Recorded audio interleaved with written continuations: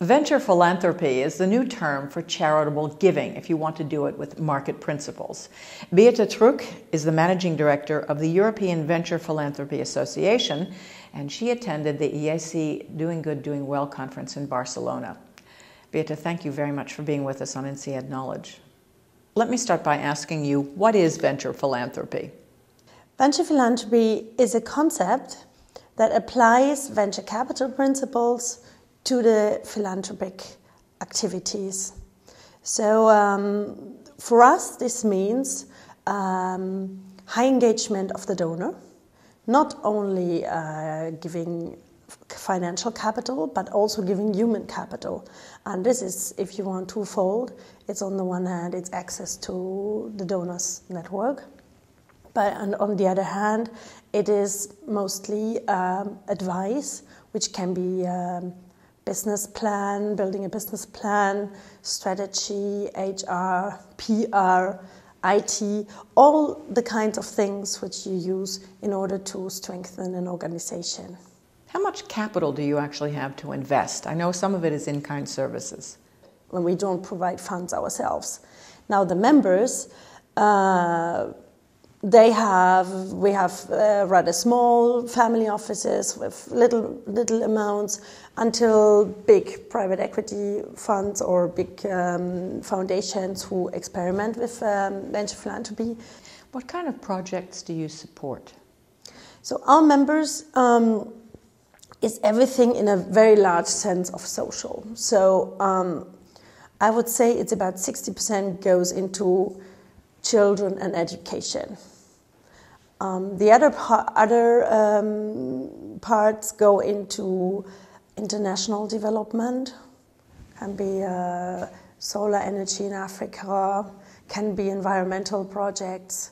So it's that's another part, and then we have also a smaller part which invests in research. Let's talk a little bit about accountability. How can you measure whether the organizations or the people to whom you're giving funding are actually doing what they're supposed to be doing?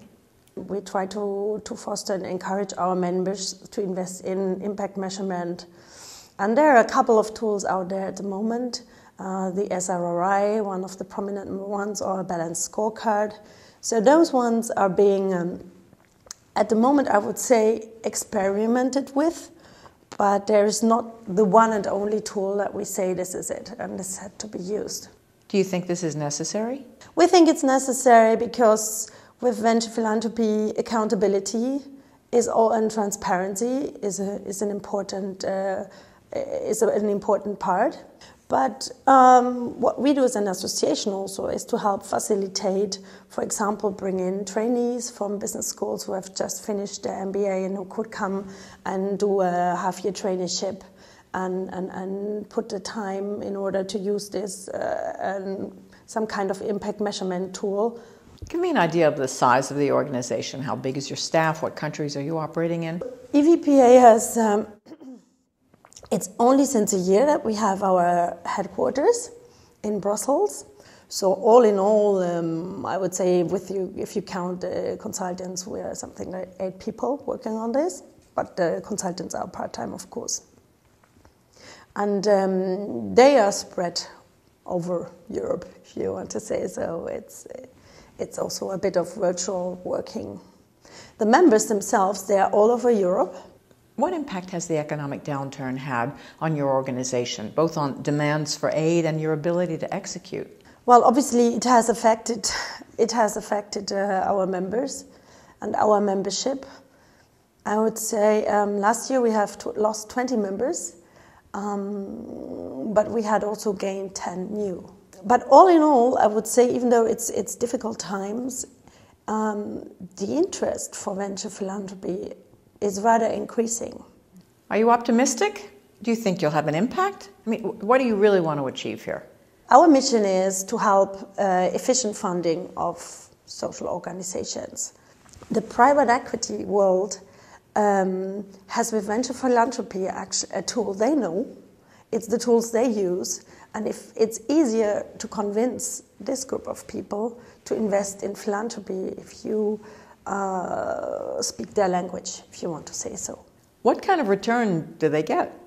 Well, every return in our world is social return. So it's not, if there is profit, it is being reinvested into the social organizations. But it's a social impact, social return. And I think in many cases it's a fruitful relationship and very rewarding. And obviously donors usually choose topics which are close to their heart. So you might have a child with autism. You want probably to support an organization for autistic children also. And so it's anyhow often a rather emotionally driven cause. Beate Trueck, thank you very much for being with us.